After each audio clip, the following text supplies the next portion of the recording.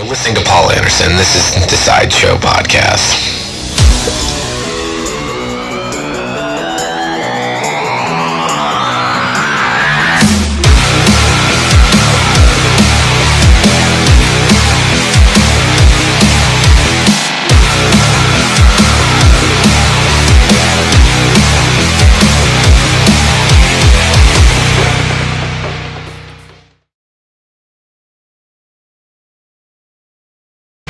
Hello, and welcome to this week's episode of the Sideshow Podcast.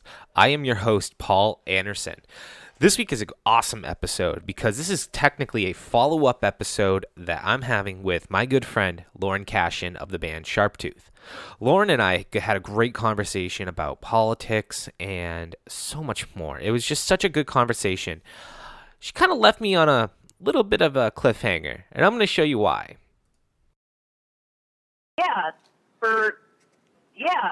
For a very short period of time, the album is down.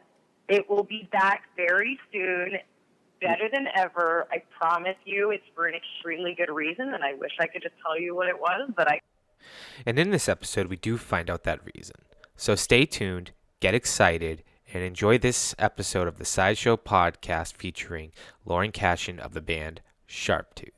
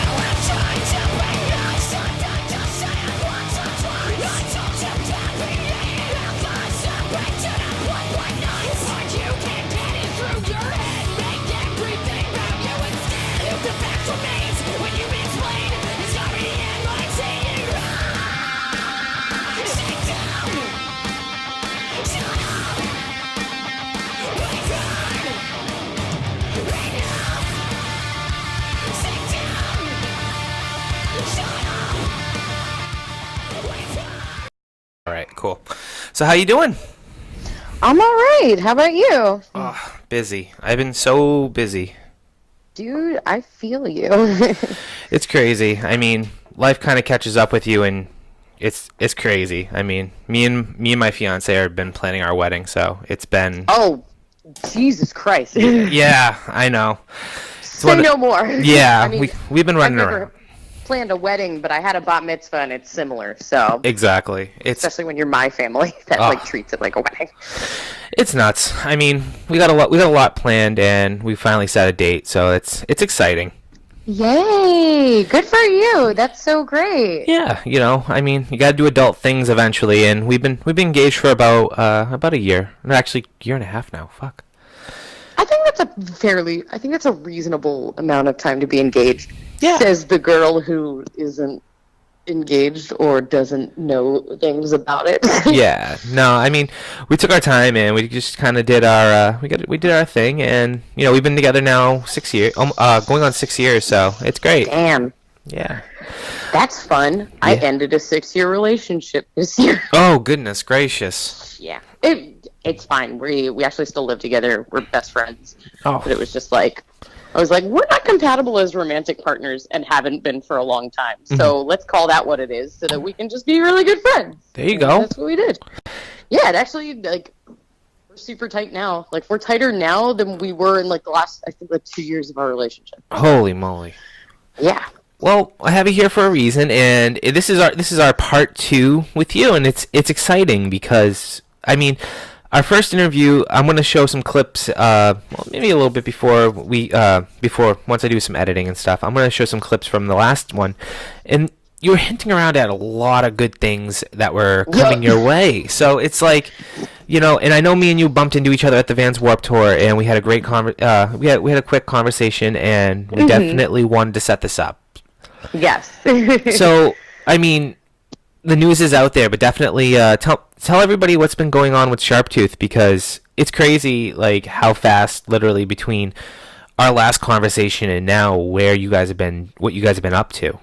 Oh my God. So yeah, so we recently signed a Pure Noise Records, which has been in and of itself just insane, and just so many things have kind of like snowballed off of that, like just like new opportunities that are coming up for us, like tour opportunities that are coming up for us. It sucks because it's like, damn it, and every time I'm going to talk to you, there's going to be things I can't announce, and that's going to kill me on the inside because I'm like, I don't like keeping secrets. But yeah, we signed up Pure Noise Records. We're releasing Clever Girl through them, which is really exciting. They're super stoked on the record. And like what we're trying to do as a band, and have been like incredibly supportive of us, and it's just been great. We signed with them. We redid all the album artwork. What other stuff? We had a meeting with Kevin Lyman over the summer. Yeah, ended up like chilling with Kevin Lyman. Works for Vans Warped Tour. Owns Vans Warped Tour. Works for it. He owns the thing. He's the best.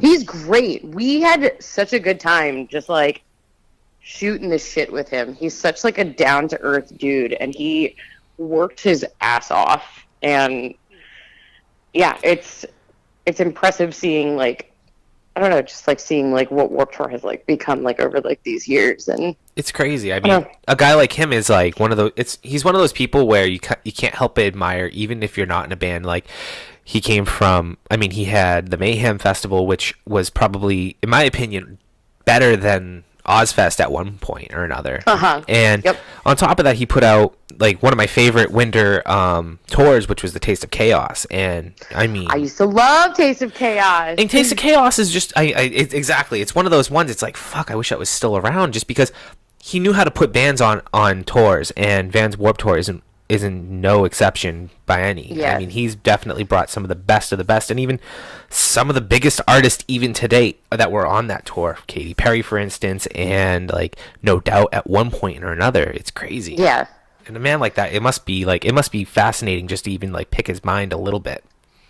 Yeah, it was a lot of fun, and just like hearing like he was like telling us like a bunch of stories of, like just like the people he's worked with, and like what was really interesting for me is that like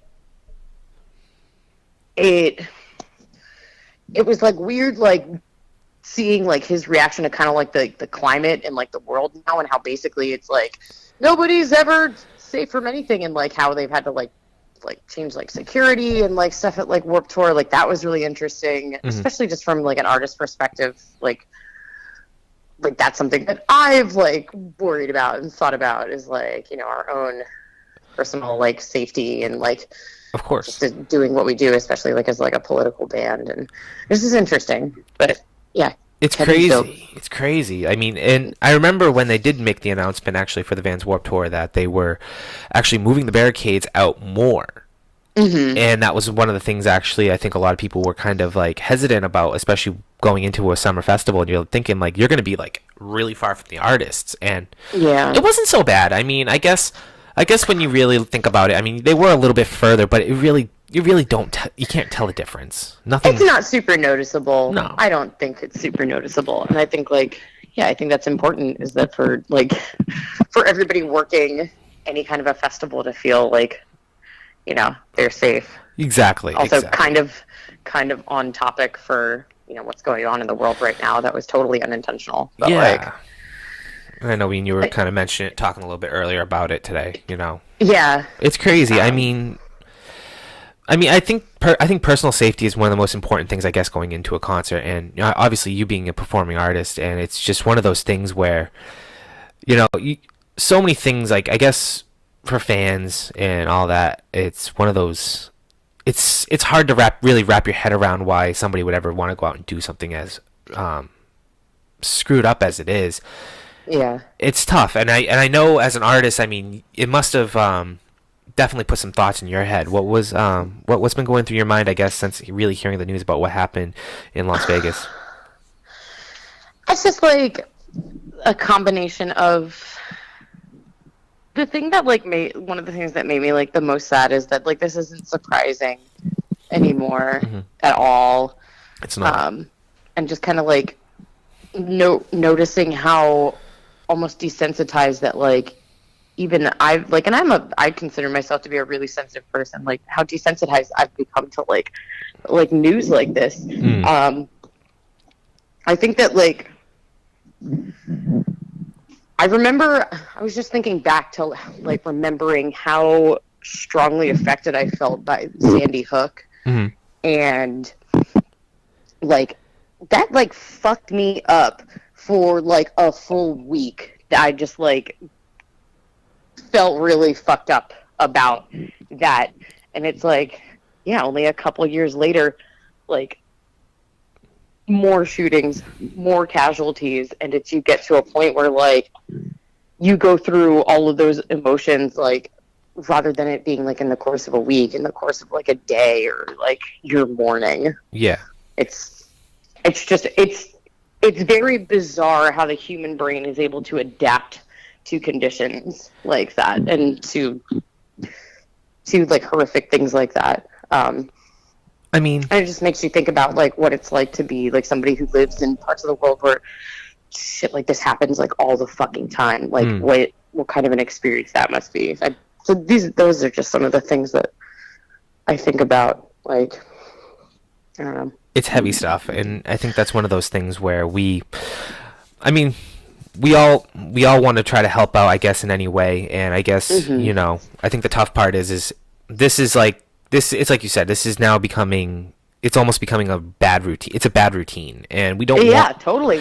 And it's just something that I guess we're. I mean, I'm 28. You're 28, right? 29. I just turned 29 in August. Okay, so we're both about the same age, and like in our lifetime, I guess we've never really experienced anything. So I guess it all kind of started, I guess, back in 9/11 or a little bit before, maybe. But like those are the things. But then you have a period of time, I guess, when it wasn't so bad. And yeah, things were like quote unquote more or less normal.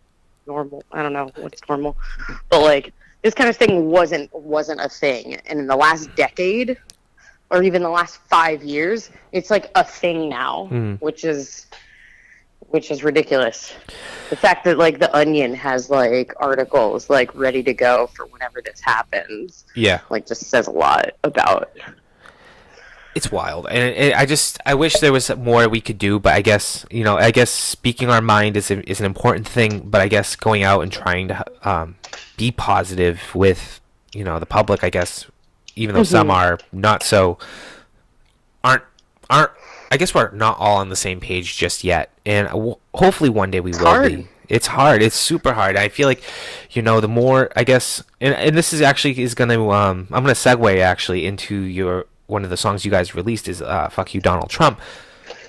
Yep. I guess, like, it all kind of stems from that. I mean, I want to point the blame right there, I guess, is like, we have a person that's in charge of, I guess, of this country. And for anybody that's listened to the show knows that I'm not the most political person, and I really try to stay away from it. But I guess it's very hard not to now pay attention. You got SHARPTOOTH on your show, though. Yeah, well, I mean, shit. I mean, at one point or another, it's a while because, like, I myself went to school and I wanted to become a politician. And I went to that's cool. And the thing is like, I found out all the things that were they weren't for me, I guess, growing up.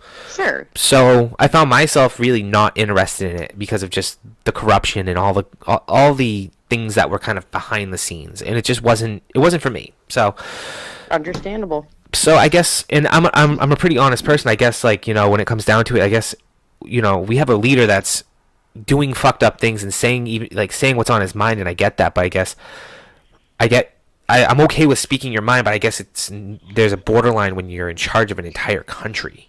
I mean, there's got to be a line drawn because, we need to look to somebody like when we had Obama obviously in office. He was a role model, I guess, for children and people that were growing up, like, looking for a positive role model. And then now we have a fucking idiot in office, and this fucking guy literally, like, we have children that, like, their textbooks are gonna read about this fucking moron, where he's literally, like, being the most goading North Korea. fucking and seriously. Like, it's ridiculous. I you know, it's the leader of the free world has pretty much insulted, ignored, or like attack or like straight up attacked pretty much every single marginalized group of people in the world. Literally, even his own though. If you think about it, he literally like fucking abandoned his own though. He's treating right now in my mind like Puerto Rico. Puerto Rico is part of the United States. They even granted they're a fucking territory. It doesn't matter. They are equal to us, and I don't think anybody in their mind has ever thought less of Puerto Rico. And this guy comes into office and he's fucking thinking less. And today he goes on and he's talking about how they made a dent in our budget. Fuck him and like that. They are part of this budget. Yeah, would anybody have said that about like Katrina? It's like, dude, fucking come on. Like these are your citizens. people. It's like it's fucking sickening. Yeah, it's mind blowing to me. And it's interesting because, this isn't new. No. His behavior isn't new. He was behaving this way before he got into office. We wrote the song well before he was elected. Mm-hmm. We wrote the song summer of 2016, so probably like 6 months before he ever was elected.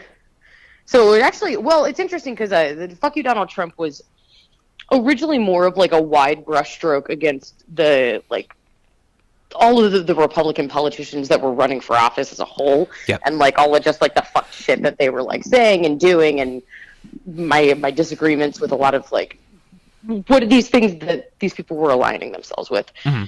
And then once he got, and actually the song was not called "Fuck You Donald Trump" for it wasn't officially called that. So "Fuck You Donald Trump" was like our kind of like joking, like that was like our working title for it. Okay. And it's like, so like that's where the name came from. It was just like, it was kind of like a joke, like with our band. And especially because like we didn't actually expect this guy to get elected, which was definitely like some naivety on our part.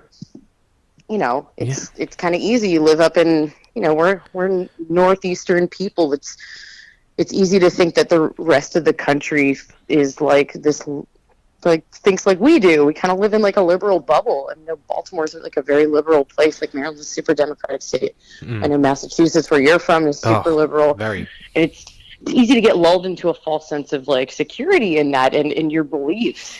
And remember the night of the election, we played a show. And as like the election results were coming in and like it was looking like he was gonna win, we were playing our set like at like midnight. Wow.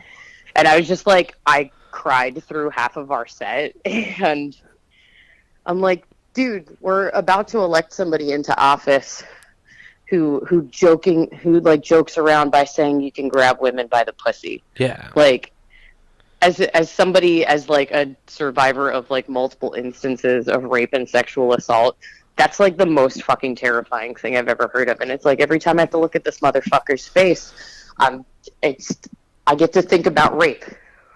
What an atrocious thing for anybody to have to deal with. Like, and he's our leader. That's what makes and this is supposed to be someone who represents me. No, this is not someone who represents me or my values. So that's "Fuck You Donald Trump." The label loved the working title so much that they were like, no, we got to keep that. I'm like, okay, roll with it. So it's also nice to know that like we're on a record label that backs us so hard that they were like, yeah, it wasn't supposed to be a single either. That was just supposed to be like kind of like a jammy, like a shorter, jammier track on the record. I never would have picked that for a single. Really? Yeah. There's other songs that I personally like more. We all have our favorite songs that like we like to play or that like. Oh, fuck yeah. Yeah. So that wouldn't have been a song that I picked, but they loved it. And so I was like, okay, I trust your judgment. So And it's been interesting. Yeah, I was gonna say. I mean, you guys. I mean, with a title like that, I mean, have you guys received any? I guess backlash. I mean, any? Oh, I mean, shit. I mean, I assume that people are so close-minded, but the fucking internet like blew up the day that we released it. It's funny because like looking back now, it's funny. This was this only a week ago? Holy shit! Yeah. It feels like a lifetime of everything since then. But yeah, dude, people got mad as fuck. And first of all, it's like I was like not surprised, but like kind of surprised because I'm like, dude, who actually likes this guy? He's trying to start like a fucking war with North Korea. Like, oh yeah, like that affects everyone regardless of your political party. Like, this isn't just about like, oh, he's passing laws I don't like. Like, I don't want us to get nuked. So I'm like, man, y'all backing this guy? Wow. It was funny because the label also said that they were like, wow, we're really surprised at how many really conservative people apparently follow our stuff. Didn't expect that. No. I guess yeah, I wouldn't have either. You know? It's like it's blowing my mind a little bit because I feel like a lot of people. Mine too. I mean, I guess the people that like I assume my judgment would have been like a lot of people that are really into the music that we listen to and support are very liberal and for reasons obviously, and so they're that okay with the idea of having this prick in office, and literally like it kills me. And I mean at the same time you got to be okay, I guess, with what is it, fucking freedom of speech, but at the same time though it's like you guys have that same right, so it's tough. It's such a tough situation, but you guys have it's a killer song too though. Fuck them, whatever. Enjoy it. Thank you, I appreciate it. Yeah, that's like the thing with freedom of speech though is that sorry, my friend is trying to FaceTime me. The thing with freedom of speech is that yes, you are legally allowed to say whatever, and the government cannot arrest you for it. That's really all that means. I think that there's, especially like some of these, like some of the people like on the alt-right, like I was seeing, like, oh, like we're allowed to like that basically like Nazis are allowed to say like Nazi shit. It's like, yeah, that doesn't absolve you of consequences of the things that you're saying. It just means that the government you can't be arrested like or like prosecuted by the government for saying Nazi shit. But people can fucking hate you. Oh, like, for sure. Yeah, absolutely. And it's social etiquette, I mean, at that point too. You gotta think like exactly. You can still get fired for it. And absolutely. Private entities can do whatever the hell they want. They can fire you, not hire you. They can literally like, it's crazy, and I don't understand why all of a sudden this movement hit up. Even talking about the alt-right, I can't understand why all of a sudden this movement is just taken off in such a way that it's disgusting. It's literally the most. I think that is probably one of the most disgusting pieces out there that I see, and it's just like, why? What do we stand to gain from all that hate? I have such a hard time wrapping my head around it, and it's. There's so many like layers of this for me, especially like first of all, I'm a Jew, so like already I'm like, oh cool, there's swastikas. Neat. Didn't realize that would ever be a thing again. Exactly. And like I live in Baltimore, we're like huge Jewish community. Like I've never in my life experienced anti-Semitism until this past year, which has been like I'm like I don't even know how to fucking react to that. I mean, I'm privileged little shit, so like lucky me, I haven't had to experience like that kind of discrimination until now in my life. Yeah. But it's been really, really eye-opening, but then it's also like, where do you have to be at, like, sociologically, psychologically, I can't like in your community to take on those views and say, this is what I believe. That's the thing that like distresses me and upsets me the most, is that at the end of the day, like the people in the alt-right, these aren't like zombies. They're not a different species. These are human beings that have adopted these ideas and values and decided that that's okay. And I have a very hard time wrapping my head around why another human being would want to, like, would feel that way. It's just like, I have a very, very hard time wrapping my head around that. I don't blame you, and it's just getting worse, I guess, especially with this guy in office. So let's look. I think that I don't think that these people weren't here. I think that they've given a lot of like the loudest, like, you know, people. It's basically given them credence to their beliefs, and people who've had those thoughts and feelings their entire lives, but like, yeah, it wasn't cool to say it. Like, they just kind of like were kind of lurking in the shadows until like it became okay to say that you hate whatever race or make fun of whoever. Like, what I don't. Oh, sorry to cut you off, but what I don't. No, you're fine. What I don't like is the fact that it's our age group and younger, which doesn't make sense. I don't understand where that begins to make any sense. You know what I mean? Like, hate is its thing, but it's like, so I guess after all these years, our parents... Hate is taught. Like, no one's born hating anybody of, you know, like, whatever race or religion or sexuality. You're not born to hate. Like, nobody's born. You're taught, and it's sickening. Yeah. It's so sickening. Let's talk about something happy. I mean, like you said, I mean, I love the fact that you guys signed to Pure Noise Records, and it's such an exciting opportunity for you guys. Yes. Now, how did this come about? I mean, it must be a great story. It's a hilarious story. So the whole like Pure Noise thing kind of happened in an afternoon, which was one of the most bizarre afternoons of my life. Long story short,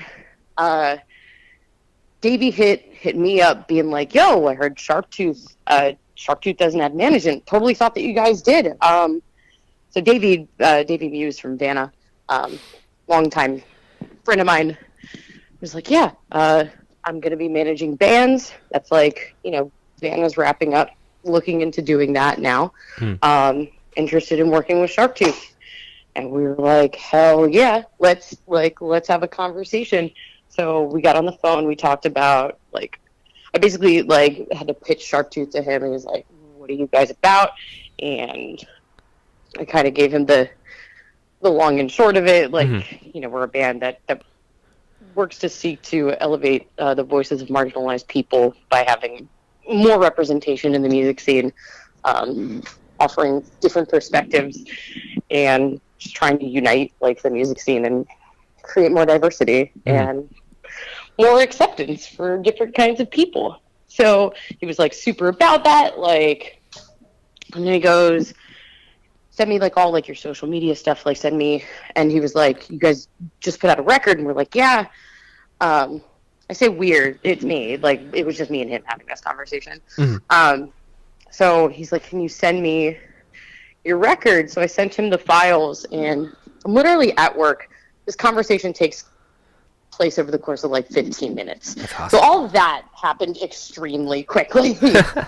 And then he was like, "Yeah, do you mind if I send this record out to some people?" I was like, "Yeah, sure."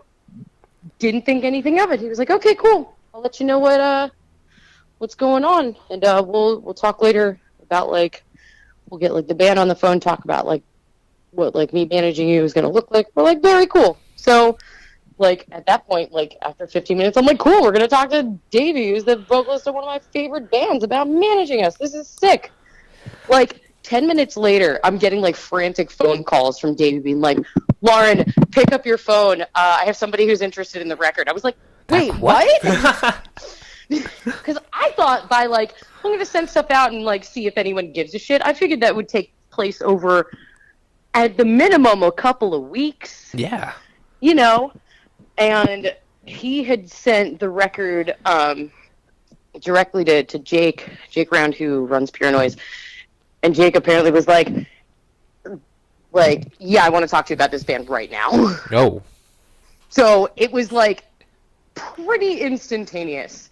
Within the week, we were on the phone with them and figuring out what that was going to look like. And within a month, we signed with them. So we signed with them. Actually, it was May 17th, and then we had to sit for like 6 months and try not to tell anybody. Yeah. Which is the hardest thing ever, because I'm a blunt, out there person, and I don't like not being able to tell people things. You don't do good with secrets, I'm assuming. No! I mean, like, if it's, like, really important, like, yeah, but, like, if it's exciting news like that, and you're like, I want to share it everyone, it's very hard to not. I know that feeling. That's awesome. So, That's funny. It was within a month. It was almost exactly a month, because he called me it was April 18th. I still have the voicemail saved of him being like, Lauren, you gotta call me back right now. Like, which is, yeah. So yeah, within a month. And then we did a couple of tours and like couldn't tell anybody like on those tours, and talked to you, couldn't tell you. It was just like, It's so exciting. I love it. That's such a good story. It was wild, and like everybody has been so nice and so supportive, and just really, really good to us. And like it just means so much, like, that they back us and what we're doing. I think it would be very easy for a label to go, no, you're a little much. Like, we're gonna do something that's like looks like more of a sure thing, or is gonna be easier and won't have like backlash or anything like that. So I just appreciated so much the way that they handled us, and just the opportunity to get to be on the same record label as like some of my favorite bands is ridiculous. I was going to say, that's actually one of my other questions I was going to mention you is, I mean, you're on a label now with some of your favorite bands, and that must be, that must be very exciting, overwhelming, very big in the chance of opportunity. I mean, just being able to be in that same, I guess, that same social circle. It must be. It's bizarre. It must be, and it's. Tell me a little bit. Bizarre and surreal, and you feel like you're like the little freshman, and you're like looking up to like those are the cool seniors, and like that's kind of how it feels. And I'm like, man, like, I just really hope that, like, I want us to do right by the label and do right by, like, those bands. And, like, I would just hope that they were also, like, proud to be on the same level, like, as us, like, at some point down the road. Like, yo, SHARPTOOTH's cool. It's like, that's, like, that would blow my fucking mind. Yeah, absolutely. So. I mean, I guess another question I have, I guess, is Pure Noise Records is obvious, but, like, if it wasn't Pure Noise, would there have been anybody else that you would have had in mind, or are you perfectly content with how this just all worked out? It's yes. Okay, I'm we'll leave it like that. Perfectly content. Like, they're literally, I couldn't have imagined a better label for us, especially like what Pure Noise is doing, like with hardcore right now. Like, absolutely. I feel like it does feel like a natural addition, because it's like, you know, they have like the heavy hardcore bands like Knocked Loose, they have like old school stuff like Terror and First Blood, and then they have like Stick to Your Guns and counterparts like melodic hardcore bands. There aren't any like femme-fronted bands on the label except for us now. So it's like, yeah, it makes sense like for them to look to, especially like, they've been going ham. Like, their bands have been going really hard this year. Knocked Loose has been touring nonstop. Yep. Like, Stick to Your Guns, counterparts, Knocked Loose, all on Warped Tour. Like, and they just announced another round. Super busy. Yeah, and like all of them are putting out like counterparts just put out a record. Stick to Your Guns just put out a record. Yep. Or they're about to put out a record. 13th. Yeah, so they've all been like crazy busy, and I mean we're super ready for that. We're like, we already have like enough songs ready for 2 records. That's amazing. Like, musically, I'm still working on like lyrics and stuff. I have probably about little over half of a sophomore album like written. So you got some time. We're going to be touring Clever Girl for like the next year, which is sick. Which is we get to finally share these songs with like a much broader audience. And like, I can't wait to tell you about the tours we have lined up. Oh, I can't wait to see him. I mean, I saw a festival you guys announced actually with Despised Icon. And that's gonna be fun. That one, that's Loudfest. I think we're playing a bunch of festivals in the next couple of weeks, which is sick. We're playing Loudfest. We're playing Nowhere Fest. We're playing Vanna's last show. Yeah. Which is basically a festival. Oh yeah, I mean, it starts at 5. Right? Get there early. Oh, I'll be there. Sick. That's awesome. So yeah, we're playing a whole bunch of festivals, and then we're going to be going on tour starting in January. And I can't say anything more about it because I'm dying because I want to so badly. No, that's fair. I'll pitch it. When you guys do your announcement, I'll throw it out here. But you do have I do want to actually pitch the Clever Girl record release tour that you have coming up. That must be really exciting. Yeah, it's really fun. It was nice because I didn't have to book it, so that was cool. There you go.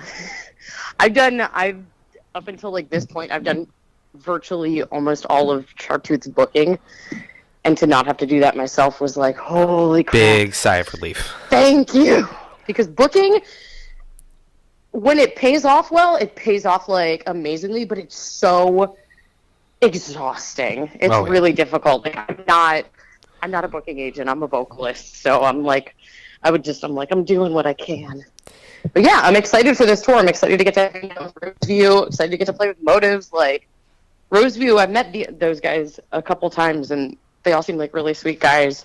I've never met Motives. Have listened to music, and it's dope. So I'm excited to get to know them all, and for them to get to know me and my bunch of goons. That's awesome. I mean, Duncan was I had him last week on the show, and he was such a cool dude. That's awesome. Super nice, and the music is awesome too. So I mean, you guys are gonna definitely. I think that show, Sharptooth and Roseview, I could have seen happening, and it made sense on pay. I mean, just from That's awesome. You put 2 songs together, and it's just these two should be on a tour together. So it's great, and I got excited when I saw that was happening. So. Yeah.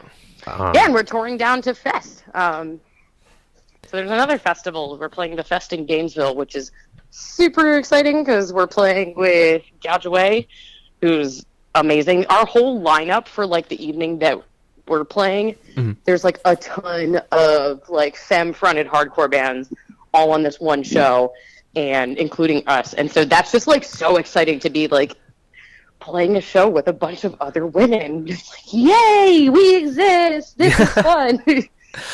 It's crazy. I mean, what I didn't realize is that Walls of Jericho, is that fronted by a woman?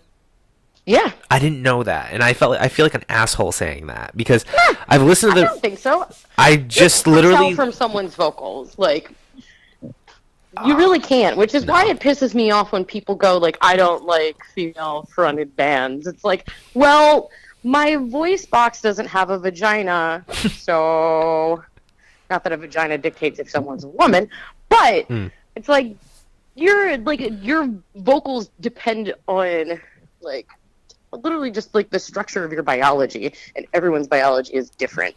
It's I don't speak like every other woman on the planet. I don't look like every other woman on the planet. Why would you expect me to sound like every other woman on the planet? It's ridiculous. So when people make blanket statements like that, it pisses me off. Oh, I don't blame you. Could you see a tour, I guess, with literally all female-fronted women? I mean, female fronted bands, I guess. Could you see a tour like that, and including you guys? I mean, you have a very friendly relationship with the War on Women. Yep. And it's that would be a tour, and I mean, if you could throw a few more in there, could that be a big movement, I guess, in the music scene?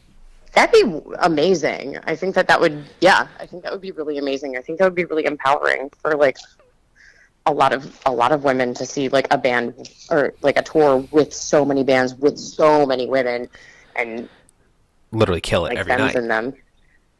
Yeah, that would I would love to see that. I think that would be really cool. I don't think it's ever really been done either. I mean, you got to think I have no idea. I don't know. I mean, I imagine it hasn't, just because it is unfortunate, like you said, it is a male dominated area, but you guys are just, I mean, the girls are just out there now, and it's common. It's not, it's now becoming it's a big thing, and it's an exciting opportunity for people to see something new, and that's definitely new. Yeah, I'm sure it's been done like smaller tours, smaller bands. I haven't heard of anything like big stuff. But I mean, right now I think one of the bigger ones would be like New Year's Day, but she's not. I don't even know if she's necessarily on the heavy side. I don't know that band. Oh, New Year's Day? No. No. Oh, well, they've been doing tours, I guess, with like Korn and a lot on that side, Marilyn Manson.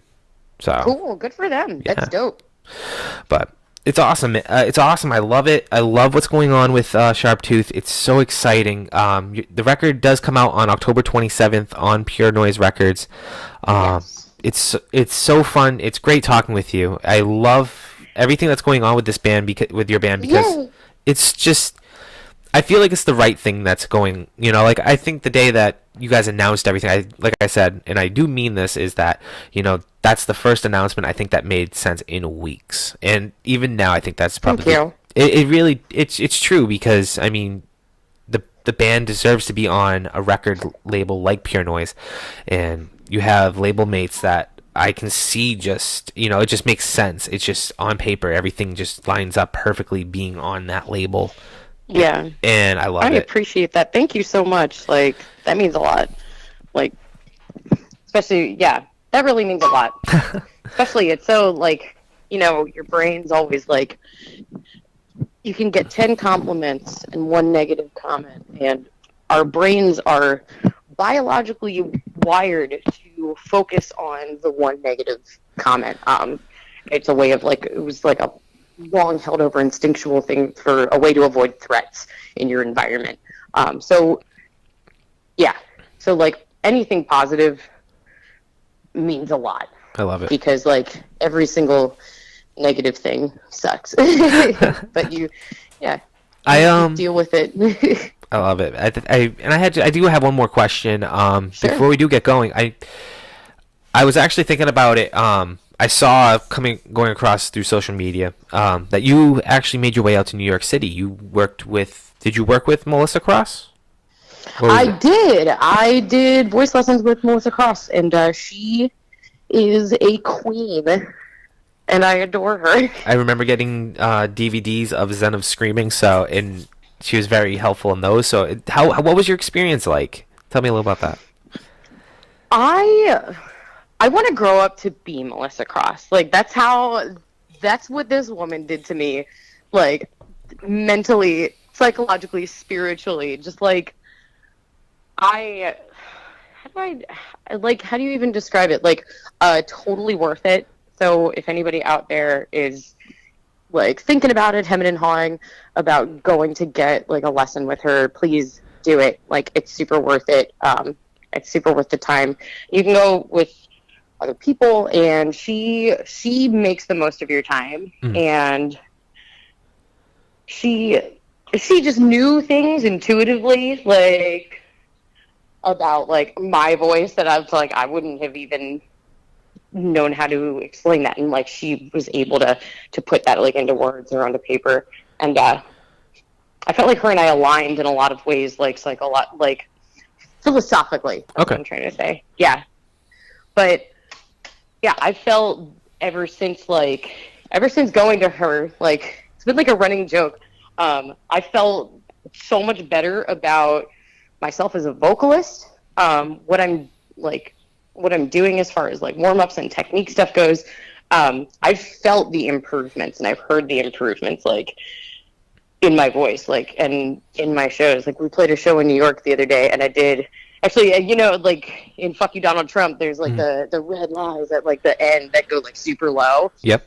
And like I did the lows, like a lot of times it used to be I wouldn't be able to do the lows live just because like your voice gets tired, and it's harder to create that movement into like that depth of your range when you're performing live. But like I was able to access that, and that felt amazing. I was like, dude, this sounds so big and mean and heavy. It was actually hilarious because I did it and like a bunch of the people in the crowd went, oh! It was hilarious.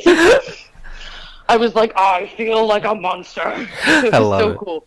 Yeah, so Melissa's amazing. I 1000% recommend her. Like, Melissa Cross should be president. Like, that's my takeaway, is that Melissa Cross 2020. Would you go back for another lesson, and Absolutely, especially before you guys do your sophomore? I mean, like you said, you do have some stuff. Actually, that's a different question, but it's a good question. Is, I guess, from your lesson with Melissa, does that take your approach, I guess, headed into a sophomore record differently? Well, it's interesting because I feel like working with her has expanded my range. Yeah. And I've felt like a lot of the stuff that we're writing for this next record, at least what we've been working with now, and like we may hold some songs, we may write some new ones.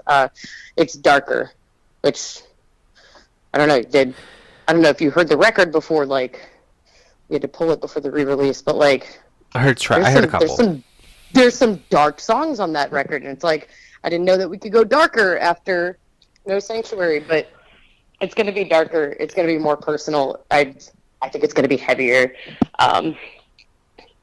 But yeah, and I think being able to tap into and access like different parts of my range is going to make me feel more comfortable experimenting, like as a vocalist, and doing stuff that's different. So okay.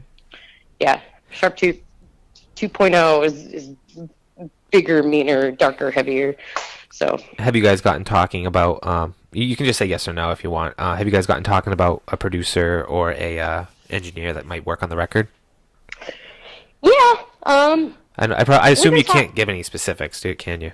Or I mean, like, we loved Paul when we did Clever Girl with him. Like, that's like, if we were told today, like, oh, you have to pick someone to do your next record, we'd probably be like, Paul, because he did the last one and he's amazing. So who knows if that changes, or if like we're offered different options from the label or whatever. I kind of don't know how that works from like a label perspective, but like Paul has a good relationship with Pure Noise too. There you go. So yeah, Paul who? Paul Levitt is Paul Levitt. Wonderful. Very good. I love it. But, yeah. It's so exciting. It is. It's I don't really want to. exciting. I don't want to take up too much more of your time. I know it's starting to get late.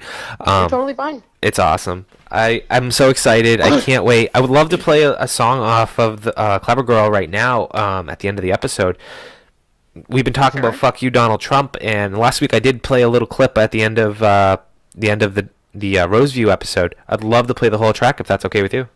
Yeah, go for it. Fucking sweet. I love it. I can't wait.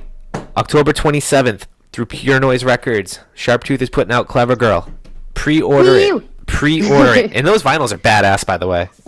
I don't know if I love them so much. They're so beautiful. Sick. If you go on Instagram, check them out.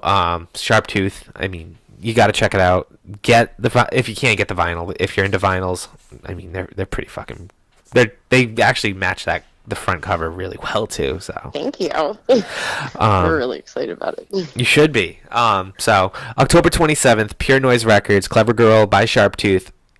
Pre-order it, buy it, listen to it, get it on Spotify. Just get your hands on the record, get excited, learn the songs.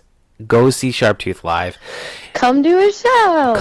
That's friends. Buy some merch, have some fun, and definitely support these guys. Support them. They're amazing. I love them. So, thank you. So. You're sweet. I appreciate it. And I hope to have you again on for a third time. I don't care. I mean, down the line. Heck yeah, dude. I love this. This is so much fun. So I'm down to come back anytime. Cool. Okie dokie. All right. So this is the Sideshow Podcast. I'm Paul Anderson. That was Lauren Kashan of Sharptooth. And don't forget to pre-order that record. All right? And I'll talk to you guys later. Peace.